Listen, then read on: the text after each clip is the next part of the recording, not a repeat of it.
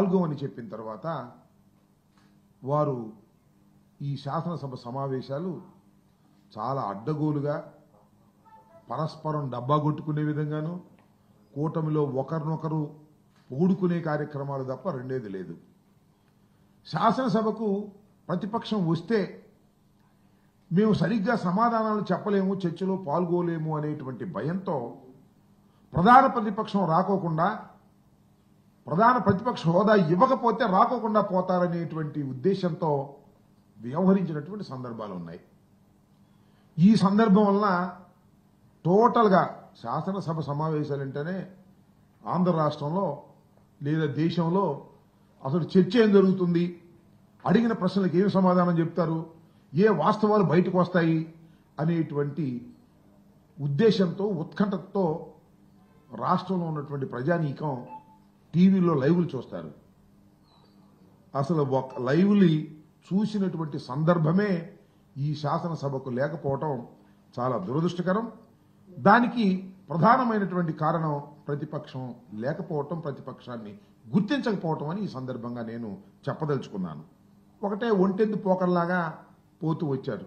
వారిని వారు పొగుడుకోవటం, కూటమిలో ఒకరినొకరు పోడుకునేటటువంటి కార్యక్రమాలు చేయటం తప్ప మరొకటేమీ కనిపించలేదు. ఇక ఇది ఇలా ఉంటే ఒకసారి కాస్త ఆ కౌన్సిల్ వైపు చూస్తే నాకు తెలిసి కౌన్సిల్ని పెద్దగా ఎవరు కూడా పట్టించుకోరు. శాసనసభ జరుగుతున్నప్పుడు శాసనసభనే లైవ్లో చూస్తారు, కౌన్సిల్ పెద్ద పట్టించుకోరు. ఇవాళ శాసనసభను చూడటం మానేశారు, కౌన్సిల్ని చూస్తున్నారు. కౌన్సిల్లో జరుగుతున్న చర్చని అందరూ గమనించేటటువంటి ప్రయత్నం చేశారు.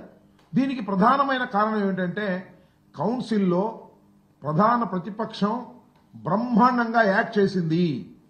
వారు ఏదైతే తప్పులు చేస్తున్నారో ఆ తప్పులన్నింటినీ కూడా ఎత్తి చూపించేటటువంటి కార్యక్రమం శాసన మండలిలో చేయటం జరిగిందని మనవి చేస్తున్నాం. ఒకటి కాదు, రెండు కాదు, అనేక ప్రశ్నలకు శాసనసభలోనూ శాసన మండలిలోనూ అడిగినటువంటి ప్రశ్నలకు వారు సమాధానాలు చెప్పడం ద్వారా కొన్ని విషయాలు చాలా బహిర్గతమయ్యాయి. మీరు చూశారు కదా, అసలు తెలుగుదేశం కూటమి అధికారంలోకి వచ్చిన దగ్గర నుంచి జగన్మోహన్ రెడ్డి గారి మీద, వైఎస్ఆర్ కాంగ్రెస్ పార్టీ మీద బురద జల్లే కార్యక్రమం, అప్రతిష్ట పాలు చేసే కార్యక్రమం చేస్తూ ఉన్నారు.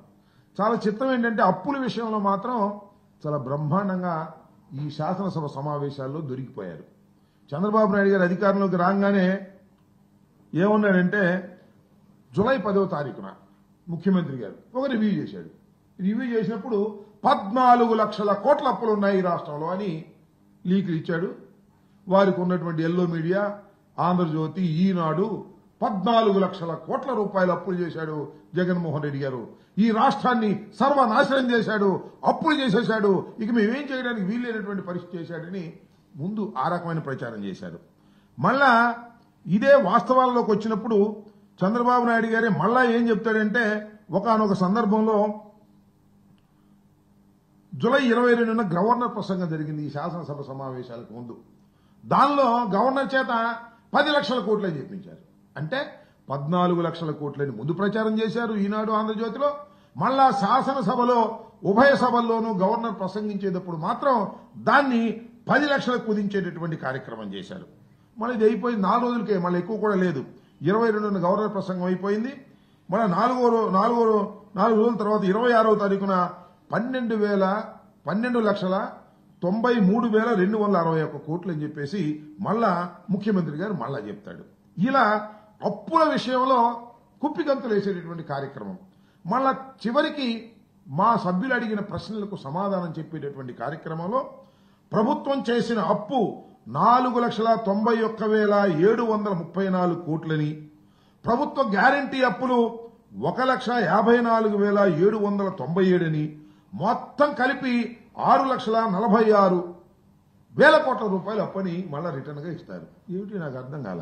అంటే చంద్రబాబు నాయుడు గారి కుట్రనండి, వ్యూహమనండి, ఉద్దేశం ఏమిటంటే రాష్ట్రాన్ని జగన్మోహన్ రెడ్డి గారు అప్పుల పాలు చేసిపోయాడు, అందువల్ల మేమేమీ చేయలేకపోతున్నాము అని చెప్పుకోవడం కోసం లేని అప్పులు ఉన్నట్టుగా, లేని తప్పులు చేసినట్టుగా చూపించేటటువంటి ప్రయత్నం చేశాడు. ఎప్పుడు శాసనసభ బయట శాసనసభలో కూడా నాటకం ఆడారు. కానీ వాస్తవాలు శాసనసభ సాక్షిగా ఒప్పుకోక తప్పటువంటి పరిస్థితి ఏర్పడింది.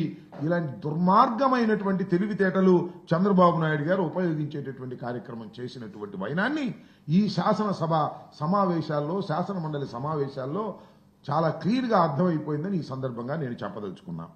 అదే మండలికి సంబంధించి వచ్చినప్పుడు మండలిలో మా సభ్యులు బొత్స సత్యనారాయణ గారు నాయకత్వంలో అమోఘమైనటువంటి పర్ఫార్మెన్స్ ఇచ్చారు. బ్రహ్మాండమైన ప్రశ్నలు అడిగారు, నిలబెట్టారు. ప్రభుత్వం చేస్తున్నటువంటి దుర్మార్గమైనటువంటి కార్యక్రమాలని, ప్రభుత్వం చేస్తున్నటువంటి అప్రజాస్వామికమైనటువంటి విషయాలని బయట పెట్టేందుకు చక్కని ప్రసంగాలు చేసేటటువంటి ప్రయత్నం చేశారు. ఉచిత ఇసుక ఎంత దౌర్భాగ్యంగా జరుగుతుందో దాన్ని చాలా వివరంగా కౌన్సిల్లో చెప్పడం జరిగింది. రైతుల సమస్యల మీద, ముఖ్యంగా మిర్చి, నాకు అర్థం కాల, మిర్చి 11,700 ఏదో సంథింగ్ చెప్పారు. ఇంతవరకు నేను మనవి చేస్తున్నా, అక్కడ శాసనసభలో చెప్పారు, చంద్రబాబు నాయుడు గారు బయట చెప్పారు, మిర్చి రైతుల్ని ఆదుకుంటామని కోతలు కోశారు. ఒక్క క్వింటా మిర్చిని కూడా ప్రభుత్వం కొననటువంటి దౌర్భాగ్యమైనటువంటి కార్యక్రమాన్ని ఇవాళ చంద్రబాబు నాయుడు నాయకత్వంలో జరిగిందంటే ఎంత ఆశ్చర్యపోవాలంటున్నా. చంద్రబాబు నాయుడు గారు ముసలి కన్నీరు గార్చారు మిర్చి రైతుల గురించి. అన్నదాత సుఖీభావ ఎగ్గొట్టేశారు ఒకసారి, మళ్ళీ రెండోసారి కూడా ఏదో అరకొర బడ్జెట్లో అరకొరలు పెట్టారు. అసలు బడ్జెట్ స్వరూపాన్ని మొత్తం మనం చూసినట్లయితే ఏమీ లేవు. ఇచ్చిన హామీలు సూపర్ 6లో అమలు చేసేటటువంటి కార్యక్రమమే లేదు. అరకొరగా కొన్ని పెట్టేటటువంటి కార్యక్రమం. అన్నిటికన్నా చిత్రం ఏంటంటే ఈ అప్పులు ఎక్కడ బయటకు వస్తాయని ఓటాన్ అకౌంట్ బడ్జెట్ పెట్టారు, పూర్తి బడ్జెట్ పెట్టుకోకుండా. అసలు ఒకే ఆర్థిక సంవత్సరంలో 2 ఓటాన్ అకౌంట్ బడ్జెట్లు పెట్టడం ఇదే తప్ప మరి ఎప్పుడు లేదు. అంటే చంద్రబాబు నాయుడు గారి తెలివితేటలు, చంద్రబాబు నాయుడు గారి మోసాలు అంతగా తగ్గిపోయాయని, అంతగా పెరిగిపోయాయనేది మనకు క్లియర్గా అర్థమవుతుంది. అదేవిధంగా పోలవరం ఎత్తుని కార్యక్రమం చేశారు. పోలవరం ఎత్తు తగ్గించి వారికి ఇవ్వాల్సినటువంటి నిర్వాసితులకి ఆధార్ ప్యాకేజీ ఇవ్వడానికి కేంద్ర ప్రభుత్వం సుముఖంగా లేకపోవటం వలన దాన్ని తగ్గించి సుమారుగా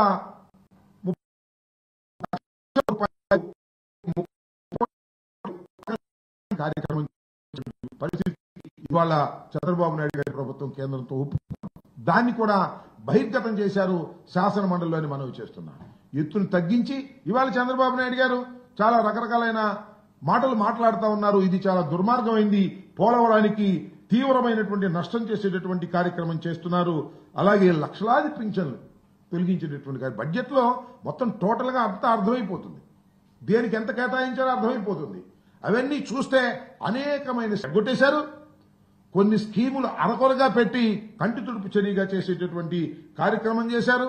అసలు బెల్ట్ షాపుల గురించి శాసన మండలిలో చాలా పెద్ద చర్చ జరిగింది. బెల్ట్ షాపులు ఊరూరా ఉన్నాయి. చంద్రబాబు నాయుడు గారు ఏం చెప్పారండి మనకి, బెల్ట్ షాపులు ఎక్కడ చెప్పండి, బెల్ట్ తీస్తా అన్నాడు. బెల్ట్ షాపులు లేనిది ఎక్కడ చెప్పండి. శాసనసభ బెల్ట్ షాపులు పట్టుకొని పేపర్లు ఇచ్చినటువంటి సందర్భాలు ఉన్నాయి. ఎంత అసంతృప్తిగా ఉన్నారంటే, ఎవరో ఒక శాసనసభ్యుడు మాట్లాడాడు, మేము వచ్చేటప్పుడు అద్భుతాలు జరిగిపోతాయి, మేము అది చేస్తాం ఇది చేస్తాం చెప్పాం, వచ్చాము ఏం చేయలేకపోతున్నాము, దౌర్భాగ్యంగా ఉంది అని. సభ్యులు కాదు, వారి సొంత సభ్యులే శాసనసభలో బహిరంగంగా మాట్లాడినటువంటి పరిస్థితి చూస్తే చంద్రబాబు తలదించుకోవాలి. చంద్రబాబు ప్రభుత్వం ఎంత దౌర్భాగ్యంగా పనిచేస్తుందో, చివరికి సొంత సభ్యుల్ని కూడా సంతృప్తిపరచలేనటువంటి దీన స్థితిలో ఇవాళ ప్రభుత్వం ఉండి పేపర్లో మాత్రం అద్భుతంగా రాంచుకునేటటువంటి కార్యక్రమాలు చేస్తున్నారు. ఏ వాగ్దానాన్ని కూటమి ప్రభుత్వం పరిపూర్ణంగా ఉపయోగించుకోలేనటువంటి పరిస్థితి చేస్తుంది. ఇది చాలా ద్రోహం. అప్పులు సంగతి పక్కన పెట్టి ప్రభుత్వానికి వస్తే మేము అనేకమైనటువంటి కార్యక్రమాలు చేస్తామని చెప్పారు. బడ్జెట్ సమావేశాల్లో చూస్తే వాటికి తగ్గటువంటి దాఖలాలు ఎక్కడా కనిపించనటువంటి పరిస్థితి. చంద్రబాబు నాయుడు గారి మోసాలు అంతగా తగ్గిపోయాయని, అంతగా పెరిగిపోయాయనేది మనకు క్లియర్గా అర్థమవుతుంది. పులివెందుల ఆదోని కళాశాలలు ప్రారంభించాల్సి ఉన్నా 2026 సంవత్సరంలో ప్రారంభించాలని ప్రణాళిక రూపొందించిన ఈలోగా పీపీఏ విధానాన్ని తీసుకొచ్చారు. పబ్లిక్ ప్రైవేట్ పార్ట్నర్షిప్ విధానంలో తీసుకొచ్చి ప్రభుత్వం సేఫ్ క్లోజర్ గా వీటినన్నింటినీ ముగించేటటువంటి కార్యక్రమం చేస్తుంది. అది కూడా ఇవాళ శాసనసభ ముఖంగా బట్టబయలిందని కూడా ఈ సందర్భంగా నేను మనవి చేస్తున్నా. మేము ఏర్పాటు చేసినటువంటి జగన్మోహన్ రెడ్డి గారి కాలంలో ఏర్పాటు చేసినటువంటి మెడికల్ కాలేజీలన్నింటినీ కూడా పీపీఏ పేరుతో వాటిని సర్వనాశనం చేసి సామాన్య ప్రజలకు అందుబాటు లేకుండా చేయాలనేటువంటి ప్రయత్నం చేయటం చాలా దురదృష్టకరం. ఇది దుర్మార్గమైనటువంటి విషయం, పేద ప్రజానీకానికి నష్టం చేసేటువంటి అంశమని కూడా ఈ సందర్భంగా నేను చెబుతున్నాను. అది శాసనసభ ముఖంగానే వారు అంగీకరించారని కూడా ఈ విషయాన్ని నేను చెప్పదలుచుకున్నాను. ఇక పెట్టుబడుల విషయానికి వస్తే జగన్మోహన్ రెడ్డి గారు చాలా కంపెనీల్ని బయటికి పంపించేశాడు. పెట్టుబడులు పెట్టాలంటే భయపడుతున్నారు. జగన్మోహన్ రెడ్డి గారి ప్రభుత్వం మళ్ళా తిరిగి వస్తుందా అని అడుగుతున్నారంట. లోకేష్ గారు చెప్పాడు, ఏమండి జగన్మోహన్ రెడ్డి గారి ప్రభుత్వం మళ్ళా తిరిగి రాదని గ్యారంటీ ఇస్తారా, అప్పుడు మేము పెట్టుబడి పెడతాం అంటానంట. అంటే వాళ్ళకి అర్థమైపోయింది ఈ ప్రభుత్వం ఉండదని, మళ్ళా చంద్రబాబు నాయుడు గారి ప్రభుత్వం పోయి కూటమి ప్రభుత్వం పోయి జగన్మోహన్ రెడ్డి గారి ప్రభుత్వం వస్తుందేమో అనేటువంటి ఎక్స్ప్రెషన్స్ వారు చేస్తున్నారనే విషయాన్ని మనం ఇక్కడ తీసుకోవాలని కూడా మనవి చేస్తున్నాం. నేను మనవి చేస్తున్నా, జగన్మోహన్ రెడ్డి గారు ముఖ్యమంత్రిగా ఉన్నప్పుడు 5 సంవత్సరాలు పరిపాలన చేసినప్పుడు విశాఖలో గ్లోబల్ సమ్మిట్ గాని, దావోసులో పెట్టుబడుల ఒప్పందాలు గాని, అనేక ప్రముఖ సంస్థలు రాష్ట్రంలో పెట్టుబడులు పెట్టాయి. గ్రీన్ ఎనర్జీలో దేశానికి ఆదర్శంగా ఏపీ ప్రభుత్వం నిలబడింది అంటే జగన్మోహన్ రెడ్డి గారి 5 సంవత్సరాల పరిపాలనలో గ్రీన్ ఎనర్జీ మీద ఆయన పెట్టిన దృష్టి, పెట్టుబడుల మీద ఆయన పెట్టిన దృష్టి, దావోస్ లో ఆయన చేసినటువంటి ఒప్పందాలు అనేది చాలా చక్కగా ఈ శాసనసభ సందర్భంగా అర్థమైందని కూడా ఈ సందర్భంగా నేను చెప్తూ ఉన్నాను. ఇకపోతే ఆడుదాం ఆంధ్ర, ఎంత ఘోరం జరిగిపోయింది, ఎంత అన్యాయం జరిగిపోయింది, ఎంత అక్రమాలు జరిగిపోయినాయి, దీనిలో కోటాను కోట్లు మిగిలి కాజేశారు అని చెప్పేటటువంటి ప్రయత్నం చేశారు. కానీ చివరికి ఒక ప్రశ్నకు సమాధానం చెప్తే దానిలో ఏమీ జరగలేదు, అంతా బ్రహ్మాండంగా ఉందని సమాధానం చెప్పాల్సినటువంటి పరిస్థితి ఏర్పడింది.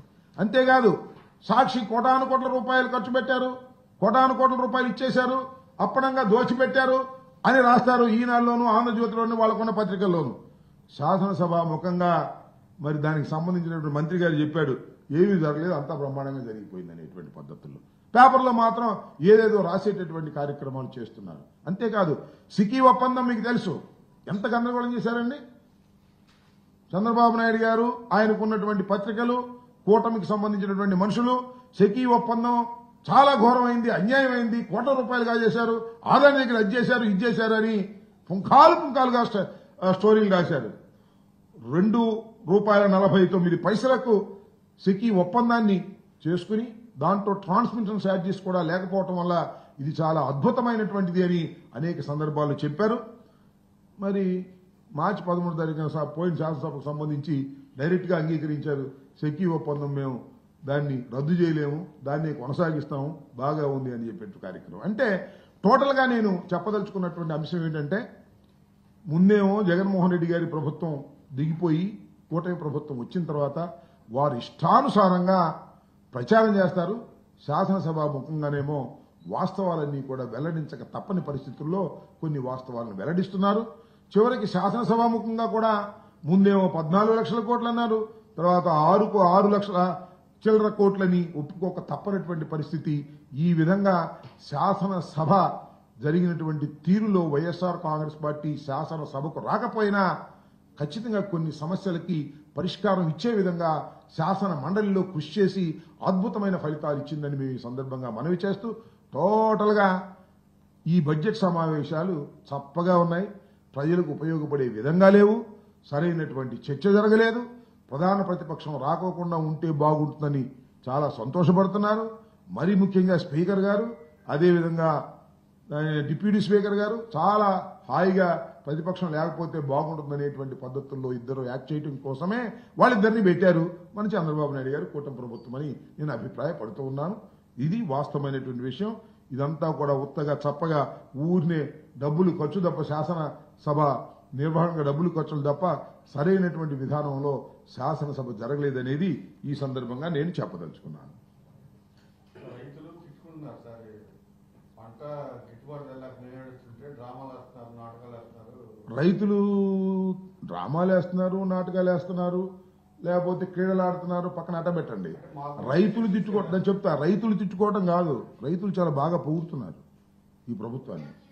ఎందుకంటే తిడితే కేసులు పెడుతున్నారని నిన్నెవరో ఒక వినుకొండ దగ్గర ఆయన ఎవరో నాగేశ్వరరావు యాదవ్ ఆయన మీద కేసు పెట్టారు.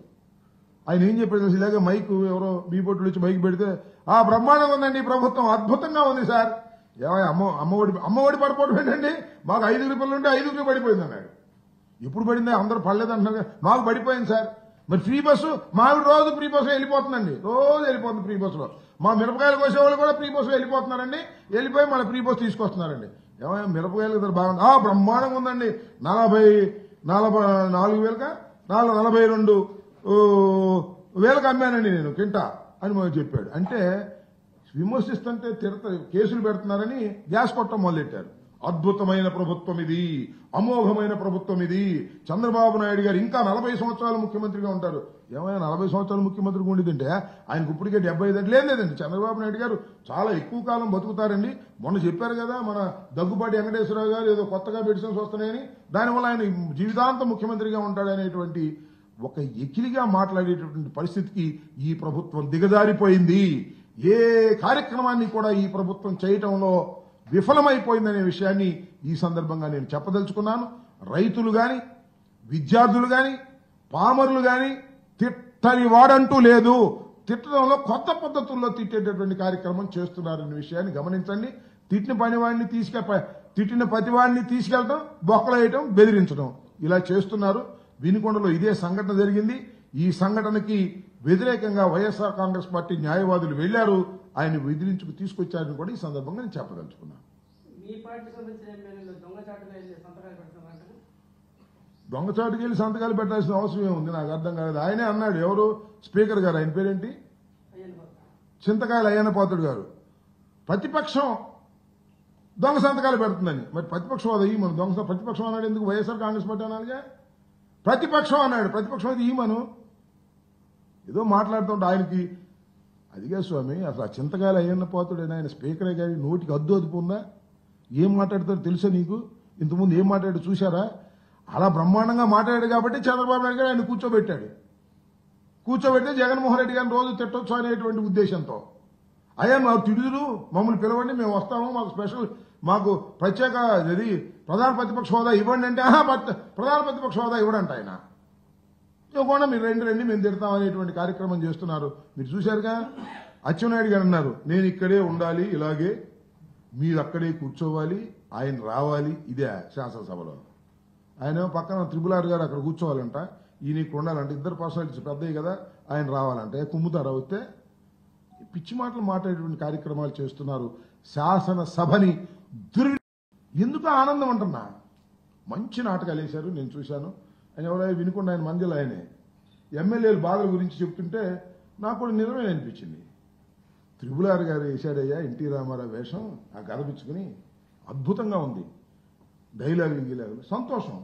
మళ్ళీ ఎవరు మన దుర్గేష్ గారు వేశాడు బాలచంద్రుడు, చాలా అద్భుతంగా ఉంది, సంతోషం. కానీ ఒక్కటి మిస్ అయిందయ్యా, ఒక్కటి మిస్ అయింది, ఒక్కటి మిస్ అయింది. ఆ ఒక్కటి ఏంటంటారా, చంద్రబాబు నాయుడు గారు ఒక పాత్ర ఇస్తే బాగుండేది. శకుని పాత్ర ఉంటదే, పితుహు అని శకుని పాత్ర ఒకటి ఉంటుంది.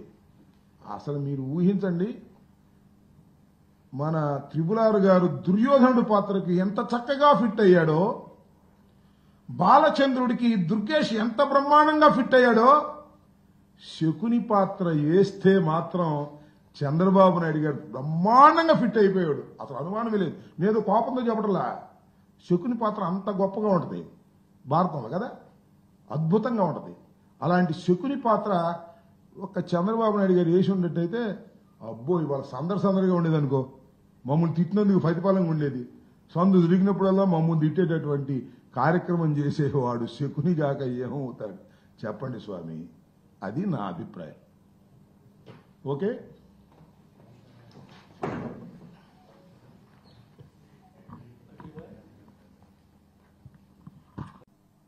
జరిగాయి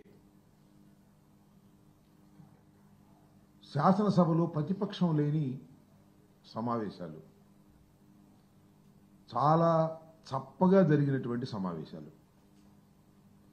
ఎవ్వరు టీవీల్లో కూడా ఈ సమావేశాన్ని చూడాలని ఆసక్తి చూపనటువంటి సమావేశాలు.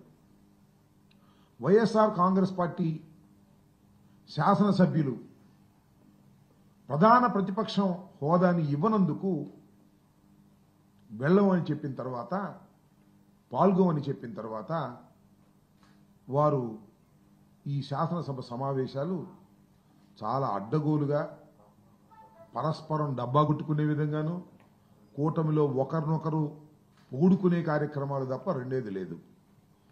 శాసనసభకు ప్రతిపక్షం వస్తే మేము సరిగ్గా సమాధానాలు చెప్పలేము, చర్చలో పాల్గొలేము అనేటువంటి భయంతో ప్రధాన ప్రతిపక్షం రాకోకుండా, ప్రధాన ప్రతిపక్ష హోదా ఇవ్వకపోతే రాకోకుండా పోతారనేటువంటి ఉద్దేశంతో వ్యవహరించినటువంటి సందర్భాలు ఉన్నాయి. ఈ సందర్భం వలన టోటల్గా శాసనసభ సమావేశాలంటేనే ఆంధ్ర రాష్ట్రంలో లేదా దేశంలో అసలు చర్చ ఏం జరుగుతుంది, అడిగిన ప్రశ్నలకు ఏమి సమాధానం చెప్తారు, ఏ వాస్తవాలు బయటకు వస్తాయి అనేటువంటి ఉద్దేశంతో, ఉత్కంఠతో రాష్ట్రంలో ఉన్నటువంటి ప్రజానీకం టీవీలో లైవ్లు చూస్తారు. అసలు ఒక లైవ్ని చూసినటువంటి సందర్భమే ఈ శాసనసభకు లేకపోవటం చాలా దురదృష్టకరం. దానికి ప్రధానమైనటువంటి కారణం ప్రతిపక్షం లేకపోవటం, ప్రతిపక్షాన్ని గుర్తించకపోవటం అని ఈ సందర్భంగా నేను చెప్పదలుచుకున్నాను. ఒకటే ఒంటెందు పోకర్లాగా పోతూ వచ్చారు. వారిని వారు పొగుడుకోవటం, కూటమిలో ఒకరినొకరు పూడుకునేటటువంటి కార్యక్రమాలు చేయటం తప్ప మరొకటేమీ కనిపించలేదు.